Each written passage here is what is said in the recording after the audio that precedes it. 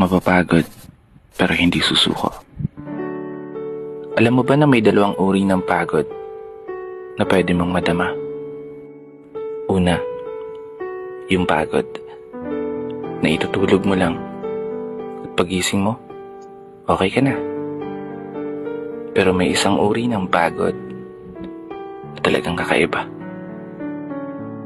Yun ay ang pagod na hindi nadadaan sa pahinga. Isang pagod na magpapahiwatig kung gaano kabigat ang mga problema mong daladala. Pagod na magpapanginig ng mga luha sa mata. Pagod na magdidikta sa'yo para sabihin ayaw mo na. Mapapatanong ka na lang talaga, saan nga ba ang direksyon ng aking mga paa? Mga paang tila pagod na sa kakahakbang. Mga paang ngimay na sa kada tapak sa baitang ng hagdan. Isang hagdan na magdadala sa akin patungo sa isang palapag na pinapangarap ko. Mapapagod, pero hindi susuko. Magpapahinga, pero hindi hihinto.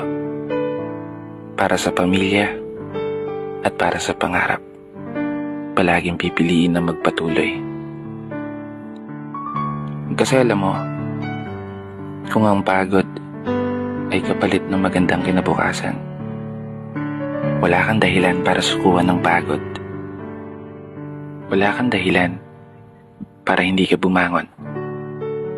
Wala kang dahilan para tuluyang magpalamon sa pagod na magbibigay sa iyo ng mga hamon at pagsubok na susukat sa iyong katatagan at kagustuhang makaahon, kagustuhang umasenso at kagustuhang magtagumpay at tuluyang makamtan yung magandang buhay na gusto mong mapasakamay.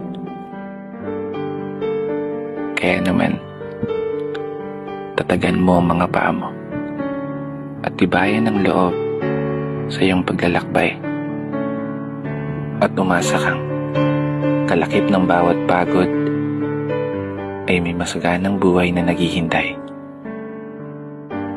Sige, umusad ka. Dito na nagtatapos. Kaya isang pagpupugay para sa lahat ng mga tao na patuloy sumasabay sa hamon ng buhay. Ako nga po pala si Brother Matt at ito ang aking munting tula. Sana nagustuhan mo.